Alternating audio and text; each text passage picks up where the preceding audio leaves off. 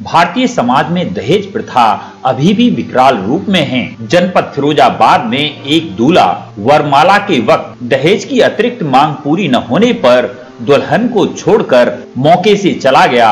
दूल्हा बारात लेकर आया, उसने पूनम के साथ वरमाला भी डाली। वरमाला तक पूरी शादी का माहौल बेहद खुशी भरा था। सब लोग खुश थे, लेकिन खुशियां देखते ही देखते गम में बदल गईं।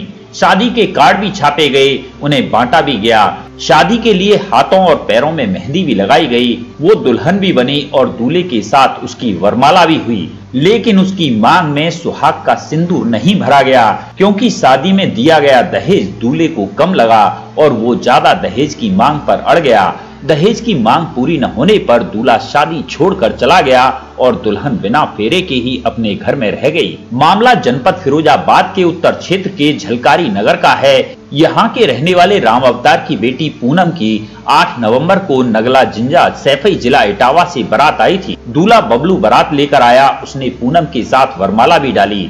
वरमाला तक पूरी शादी का माहौल बेहद खुशी भरा था। सब लोग खुश थे, लेकिन खुशियां उस वक्त गम में बदल गईं जब शादी के लिए सजाया गया दहेज दूल्हे बबलू को नागवार गुजरा। दूल्हे ने कहा कि ये दहेज कम है और उसे ज्यादा दहेज चाहिए। दहेज की बात सुनकर दुल्हन के पिता राम अवतार सख्ते में आ गए।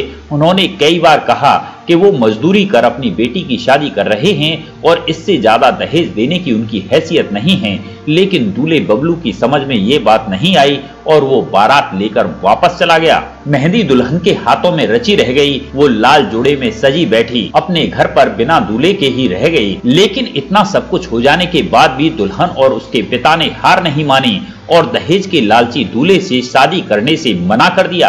आपका? हमारा नाम हेत सिंह संगवार है, मैं पार्षद हूँ करबला से। और हेत सिंह जी, आपकी एक रिश्तेदारी में एक बच्ची की कल शादी थी और वो बच्ची अभी भी घर पर है और शादी सुनने में आया है कि शादी टूट गई।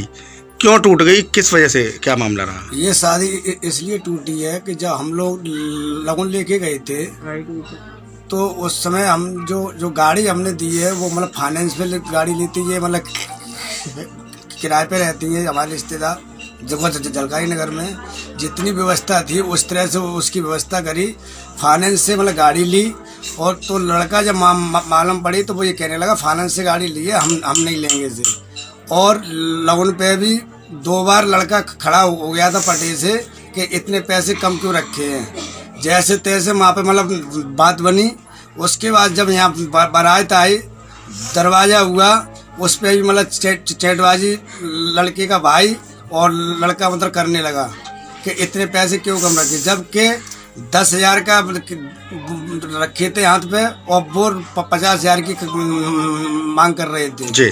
उसके बाद जब जैसे तैसे हाथ नोरे करके 5 के मतलब लोगों बात बनी।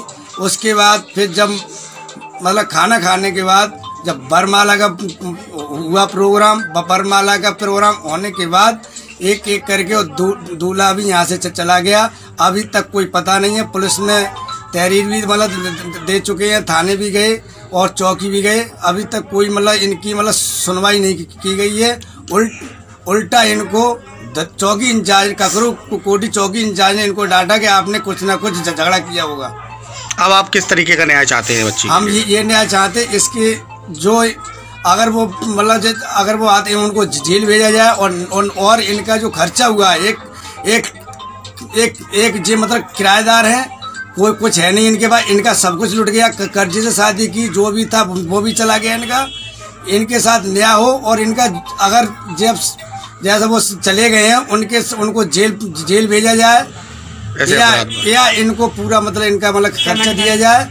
हमारी बस यही आप मतलब आपके चैनल के माध्यम से हमारा कहना है, बस यही हम कहना चाहते हैं इनके साथ। सर, एक मामला थाना उत्तर के झलकारी नगर का मामला है जहां दूल्हा दुल्हन को शादी से छोड़कर चला गया है। किस तरह का मामला? जी हाँ, इसमें कन्या पक्ष की तरफ से एक तहरीर प्राप्त हुई है जिसमें दहेज की मांग पूरी न होने पर शादी बीच में ही रोक देने और वर पक्ष से दूल्हे का कहीं चले जाने का एक मामला प्रकाश में आया है। इसमें तहरीर प्राप्त करके सुसंगत धाराओं में मुकदमा पंजीकृत कर दिया गया है और आवश्यक विधि कार्रवाई की जा रही है। सर, जैसे दहेज का जो इस तरीके से मामला आया है तहरीर के मुताबिक, किस तरह की कार्रवाई अमल में लाई जा सकती है? अब इसमें विवेचना होगी, विवेचना में अगर आरोप सत्य पाए जाते हैं तो आवश्यक विधिक कार्रवाई उसी हिसाब से होगी।